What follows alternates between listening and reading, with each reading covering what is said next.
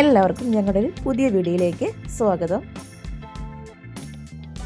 അപ്പോൾ ഇന്ന് വന്നിരിക്കുന്നത് ഒരു എല്ല് കറിയുടെ വീഡിയോ ആയിട്ടാണ്. അപ്പോൾ നമുക്കതെങ്ങനെയാണ് തയ്യാറാക്കുന്നത് നോക്കാം.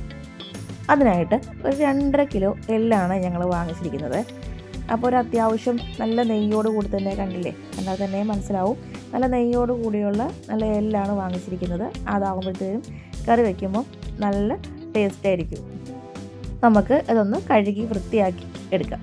കഴുകി വൃത്തിയാക്കിയ എല്ലിലേക്ക് ഒരു 4 മീഡിയം സൈസ് സവോള, കുറച്ച് കൊച്ചുള്ളി, ഒരു 10 വെളുത്തുള്ളി, ഒരു 4 പച്ചമുളക്, മീഡിയം സൈസിൽ 2 കഷ്ണം ഇഞ്ചി ചതച്ചെടുത്തത്, പിന്നെ 3 ടീസ്പൂൺ മുളക് പൊടി, 2 ടീസ്പൂൺ മല്ലിപ്പൊടി, ഒരു ചെറിയ ടീസ്പൂൺ മഞ്ഞൾപ്പൊടി, ഉപ്പ്, മസാലപ്പൊടി എന്നിവ ചേർത്ത് കരിയാപ്പിലയും കൂടെ ചേർത്ത് നമുക്ക് കുറച്ച് വെള്ളവും കൂടെ ഒഴിച്ച് ഇത് നന്നായിട്ട് നമ്മുടെ കൈ കൊണ്ട് മിക്സ് ചെയ്ത് കുറച്ച് നേരം ഇങ്ങനെ കുഴച്ചെടുക്കണം.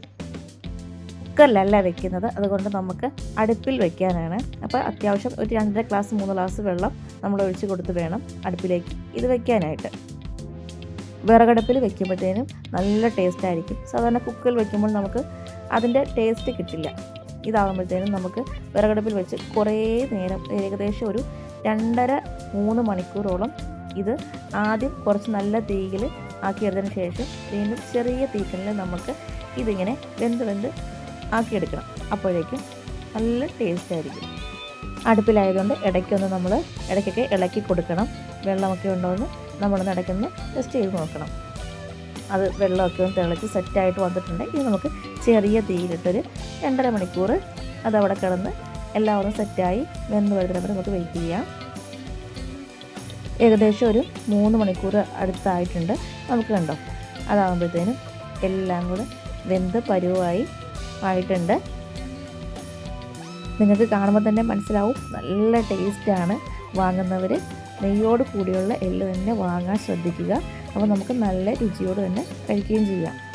ഉപ്പിൽ നിന്ന് ഇറക്കിയ ശേഷം നമുക്കൊരു പാനിലേക്ക് വെളിച്ചെണ്ണ ഒഴിച്ച് ഉലുവ പൊട്ടിച്ച് ചുവന്നുള്ളി, കറിവേപ്പിലയും കുറച്ച് മസാലപ്പൊടിയും കൂടെ ചേർത്ത് പച്ചമണം മാറുന്നവരെ ഇളക്കി മൂത്ത് വരുമ്പോഴത്തേക്കും നമുക്ക് ഇത് വെന്തിരിക്കുന്ന എല്ലിലേക്ക് ഒഴിച്ച് കൊടുത്ത് ഇളക്കി യോജിപ്പിച്ചെടുക്കാം.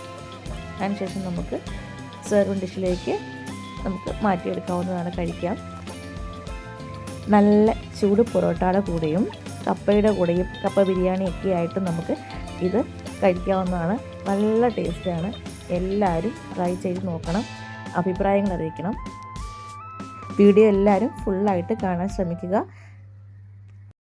വീഡിയോ ഇഷ്ടമായാൽ എല്ലാവരും സബ്സ്ക്രൈബ് ചെയ്ത് സഹായിക്കണേ. ബൈ.